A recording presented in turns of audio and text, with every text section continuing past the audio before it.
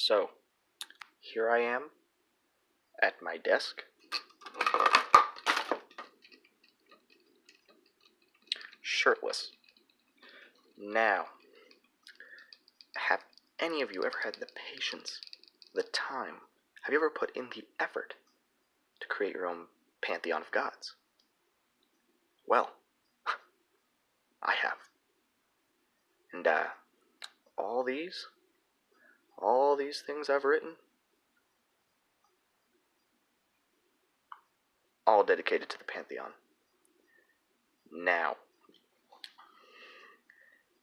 how I started was I kind of thought, okay, how did the universe start?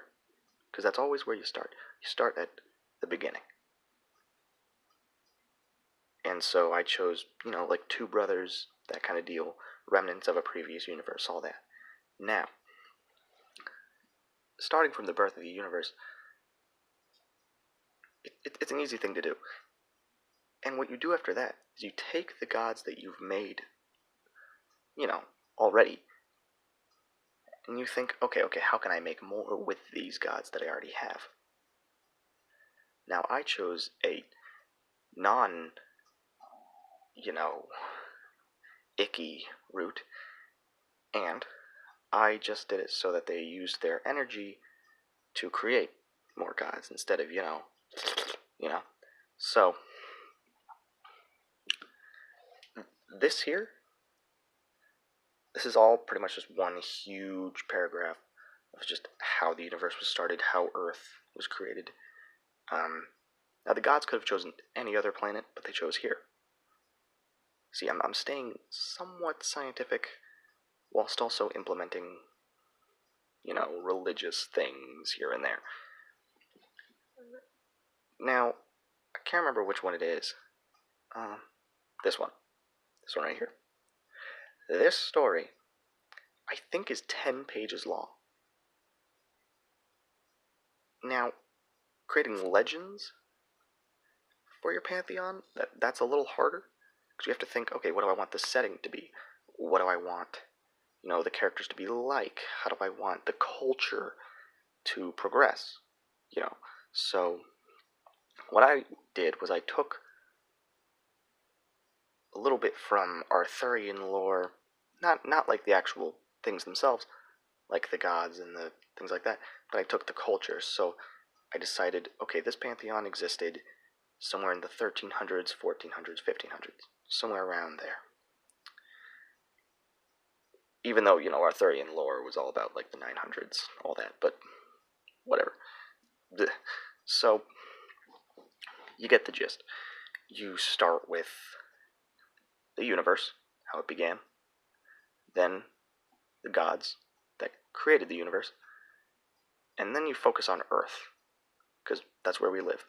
Now, why did they choose Earth? Well, my reasoning was that it's the only planet that had trouble creating water, so a goddess was created to put water on Earth. See, that's why it was intriguing to the gods themselves. That's why they focus on Earth, mainly. See what I'm getting at? They could have focused anywhere else, but they chose here.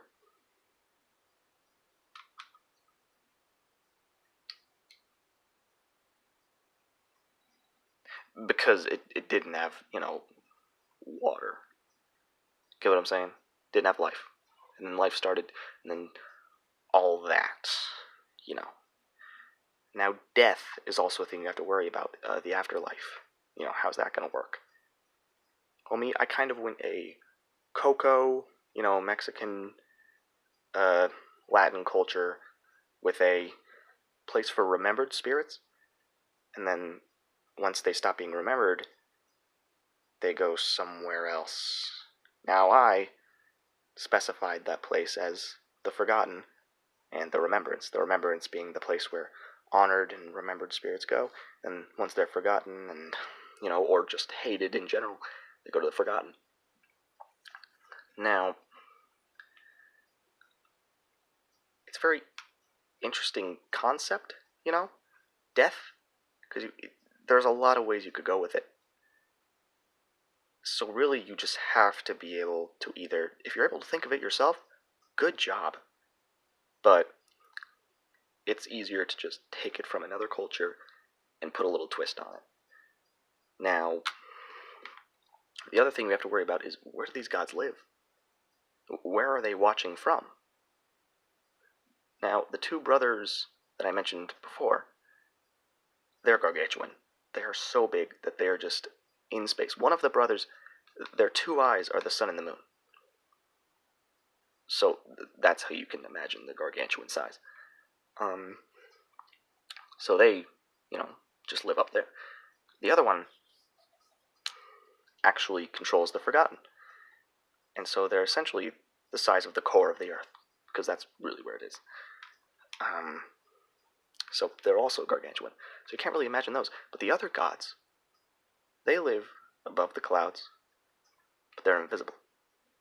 Thanks to, one of the gods' powers to conceal their land, and only certain special mortals can go there with permission of the gods.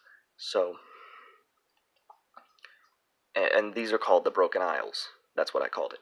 So you have to have a place for the gods to be, otherwise, where are they watching from? What are they doing? How are they doing? You know what I'm saying? So,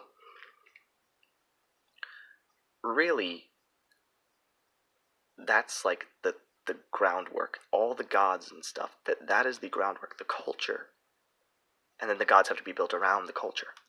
One of my gods uses a lance and a steed, because, well, I'm using Arthurian lore, so I'm using knightly features. Now after that, the legends, that's where you get specific. And that's where you build the personalities of the gods. If the gods are playing a part. Now normally they really should. But really, they have to have some kind of personality. If they don't, then what's the point in worshipping them? What's the point in believing in them? So that's why you have to give them personality. And I distinctly defined each of the personalities of each of my gods.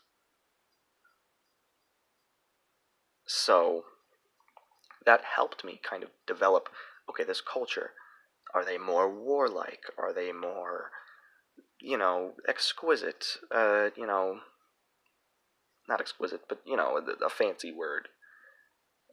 Well, fancy, I guess you could say. I'm shirtless. Just so you know. Anyway. So, really, what do I use this for? Why? Why would you waste your time doing this? Well, one, it's fun. Two, it's interesting. It's really interesting to talk to people about. Because they're just like, so did you draw it from that? Did you? And then, I say, yes, I drew it from that, but I put a twist on it. It also makes you seem creative and interesting, even though you may not be. So, another reason to do it is if you play Dungeons and Dragons. Because, well, I play Dungeons and Dragons. I normally DM. And so it's interesting to kind of, like I drew an entire world map, created a story for every single area of that map. And then it became a continent because I got my other friend to do it. So then that's a whole world, and we're world building together. And what I did was I implemented the Pantheon that I made into that continent. So now, certain races, certain cultures worship certain gods that may have already existed in D&D, but may also kind of shift towards my Pantheon. So you can really use this in a lot of role-playing games to kind of add your own spin on the game as a whole, instead of just following the book. And that's what makes this truly interesting. You can pretty much apply it to any creative outlet. Like, I could write a book. Like, I've basically written a very, very large short story at this point. Just from all this. Just in my Google Docs. I've created so much. So, that, my friends, is creating a pantheon of gods. And why it's so fun, why it's so interesting. Also, come check this guy out. Like, my shout out doesn't matter, but like, look, I love him. He's my best friend Josh. He's fantastic. Except a lot of his videos are private, so this doesn't matter anymore. I just remembered that. Okay, see you later. It's 1:30 in the morning.